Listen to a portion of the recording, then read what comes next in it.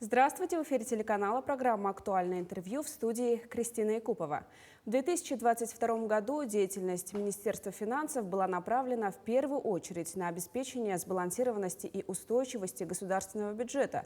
Сложившаяся ситуация на фоне снижения поступлений доходов в бюджет потребовала пересмотра всех бюджетных обязательств и расстановки приоритетов расходования средств бюджета. Безусловный приоритет – выполнение всех социальных обязательств республики. О предварительных итогах исполнения госбюджета республики за прошлый год расскажет наш гость студии Валерий Жандоров, министр финансов Республики Саха-Якутия. Валерий Алексеевич, здравствуйте. Добрый день. Расскажите об основных параметрах бюджета республики по итогам года. Да, действительно, 2022 год был достаточно сложный с точки зрения противостояния полномасштабным международным санкциям, которые были введены в отношении России, и, конечно же, наша компания это испытывали. Но, тем не менее, мы исполнили в доходной части на сумму 319 миллиардов рублей, и это достаточно высокий результат всех доходов, включая собственные налоговые и неналоговые доходы, которые, надо сказать, составили порядка 160 миллиардов с лишним, это почти половина государственного бюджета были собственные налоговые и неналоговые доходы. И основная часть, что тоже характерно, это привлеченные средства в достаточно серьезном количестве, около 160 миллиардов с лишним, как федерального бюджета и Фонда развития территории для исполнения этих обязательств. Надо сказать, что по объему доходов мы занимаем лидирующие позиции в Дальневосточном федеральном округе. По общему объему занимаем 11 место среди субъектов федерации.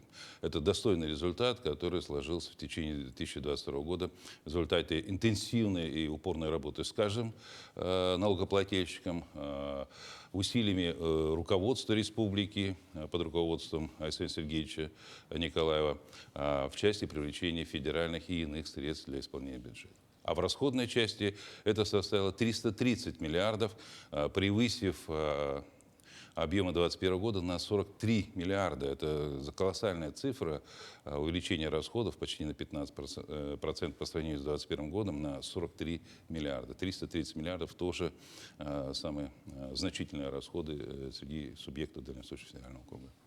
Какие оперативные меры по поддержке экономики и населения в условиях санкций были приняты? Да, безусловно, уже в марте, в апреле по решению оперативного штаба под руководством Алексея Сергеевича Николаева были приняты решения по направлениям, как вы правильно отметили, поддержки экономики в первую очередь. Для этого мы увеличили уставные капиталы Алмаз-Ренбанк на 1 миллиард для кредитования, льготного кредитования наших предприятий, особенно среднего и малого бизнеса. Увеличение фонда поддержки предпринимательства почти на 500 миллионов рублей с лишним, также для предоставления льготных займов. Кроме того, для обеспечения продовольственной безопасности были сразу же выделены средства на 480 миллионов рублей по созданию запасов. Для населения были предусмотрены меры как федеральные, так и региональные. И они, конечно, касались в основном семей с детьми. В целом, весь пакет поддержки плана устойчивого развития экономики и социальной сферы Республики Саха-Якутия в санкционных условиях составил более 10 миллиардов рублей в прошлом году. А каким образом санкции повлияли на крупнейших налогоплательщиков нашего региона? Да, безусловно, санкции коснулись и нашей компании. Мы все знаем, что санкции были предусмотрены в отношении нашей бюджетообразующей компании, компании «Алрос», алмаздобывающей компании, но при этом компания выполнила все налоговые обязательства 2022 года. Более того, по налогу на добычу полезных ископаемых увеличение составило почти на 4 с лишним миллиарда рублей, то есть компания еще и увеличила добычу алмаза. Она оперативно перестроилась по логистике поставки сырья, реализации сырья и выполнила все налоговые обязательства. Единственное, это не смогли выплатить дивиденды. Что касается других компаний, они также исполнили, особенно угольные компании. Они нарастили добычу до 36 миллиардов тонн угля в прошлом году, в 2022 году, и увеличили почти на 19% доходы в государственный бюджет. Более того, они почти 26 миллионов тонн угля экспортировали в страны Азиатско-Тихоокеанского региона. И надо сказать, что наши экспортно-ориентированные компании нефтегазового сектора, угольного, настроены на именно экспорт продукции в азиатско-тихоокеанские регионы, на восточном направлении, что позволило нашим компаниям оперативно в рамках санкций, западных санкций наращивать продукцию и реализовать, при этом наращивать экспорт. При этом, вот, благодаря усилиям нашей компании, доходная часть государственного бюджета была исполнена на таком высоком уровне. Они смогли найти логистику, изменить поставки комплектующих.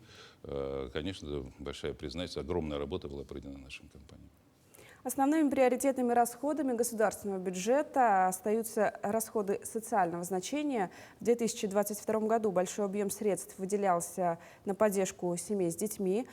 Кроме того, на исполнение национальных проектов по 10 направлениям. Расскажите подробнее.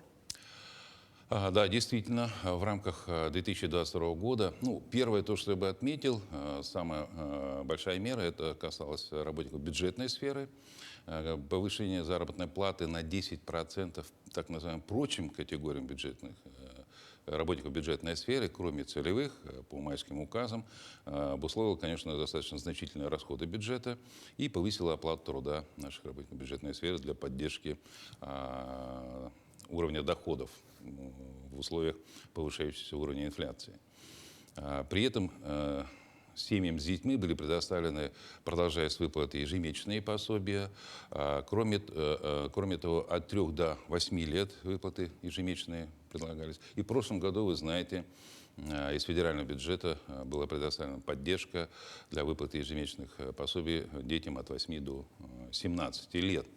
И на базе вот прошлого года вот этих мер поддержки было и принято решение, что в 2023 году вводится единое пособие, которое поддерживает семьи с детьми, начиная от рождения до 17 лет. То есть это сохраняющиеся выплаты по уходу за ребенком, дополнительные семейные выплаты. Кроме того, мы увеличили размеры так называемого социального контракта семьям для того, чтобы они начали либо собственное предпринимательское развитие, либо личное подсобное хозяйство. Мы увеличили эти суммы по социальным контрактам. А какие расходы были предусмотрены в прошлом году по инвестиционной программе? Действительно, хороший вопрос. Инвестиционная программа 2022 года была значительная, гораздо больше предыдущих периодов, и составила почти 60 миллиардов по расходам. Это колоссальная цифра, в том числе из них 22,5 это из государственного бюджета, значительные средства из государственного бюджета. Но кроме того, почти 40 миллиардов было привлечено из федерального бюджета в объеме 18,8 миллиарда. И вот оставшаяся сумма порядка 20 с лишним, 22 миллиардов были расходы за счет Фонда развития территорий по переселению из аварийного жилищного фонда. Надо отметить, что строительная индустрия республики смогла освоить почти 60 миллиардов. Это колоссальная сумма для наших стройиндустрий. Кроме того, были возведены 66 социальных объектов. До этого не возводилось такое количество. Среди них это 12 школ, что очень для нас актуально, 6 детских садов. Кроме того, 12 объектов здравоохранения. Самый крупный объект, который мы ввели в 2022 году, это кардиоцентр, сосудистый центр, который, считается, уже сейчас вошел в десятку лучших кардиососудистых центров Российской Федерации. Также, вы помните, в прошлом году была реализована масштабная федеральная программа по модернизации образовательных организаций. Это капитальный ремонт наших школ по всей республике. А какие меры были приняты по социальной защите мобилизованных граждан и их семей? Безусловно, одной из важнейших задач 2022 года это была поддержка семей участников специальной военной операции. И Александр Сергеевич Николаев, глава нашей республики, издал 2 указа, направленных на эти меры. Первое, это, конечно, была основная материальная поддержка семей в размере 200 тысяч рублей. И затем для детей семей военнослужащих это компенсация родительской платы в детских садах, и воспользуются порядка 1100 родителей. бесплатное горячее питание для учеников с 5 по 11 класс. И этой мерой воспользуются порядка 1300 учеников. Кроме того, зачисление целевой подготовки в среднеспециальные и высшие учебные заведения. Это порядка 110 сейчас на данный момент ребята воспользуются этой льготой целевой подготовки. Повышенная стипендия для студентов СУЗов и ВУЗов. Это было начислено порядка 333 студентам. Кроме того, выдавались и будут продолжаться все эти меры, конечно, и в этом году будут продолжаться, это оздоровительные путевки для детей, оздоровительные центры отдыха, оздоровления детей. Кроме того, были предусмотрены и путевки санаторно-оздоровительного характера для родителей, участников специальной военной операции.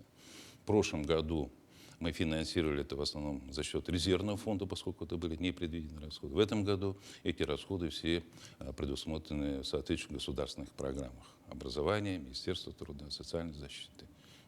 Валерий Алексеевич, а сколько проектов реализовано в прошлом году по программе поддержки местных инициатив? Программа поддержки местных инициатив действительно успешно реализуется с 2017 года в нашей республике. И в прошлом году, в 2022 году, было реализовано 332 проекта на сумму 719 миллионов рублей. В этих 719 миллионов рублей это 500 миллионов из государственного бюджета мы предоставим субсидию, а 219 это средства местного бюджета, граждан, местного сообщества предпринимателей, бизнеса, которые реализуют инициативы самих граждан на территории 332 поселений. В этом году, в прошлом году мы готовились к новому направлению, это школьное инициативное бюджетирование, то есть реализация инициатив самих ребят в школах, это возрождение школьного самоуправления, когда они влияют на бюджет своей школы и предлагают интересные проекты для развития внутри школы, ну или вокруг школы.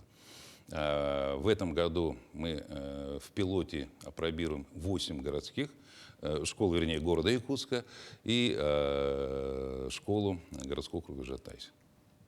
Валерий Алексеевич, спасибо, что пришли к нам в студию и ответили на наши вопросы. Спасибо. О предварительных итогах исполнения государственного бюджета республики за 2022 год мы поговорили сегодня. Оставайтесь на нашем телеканале.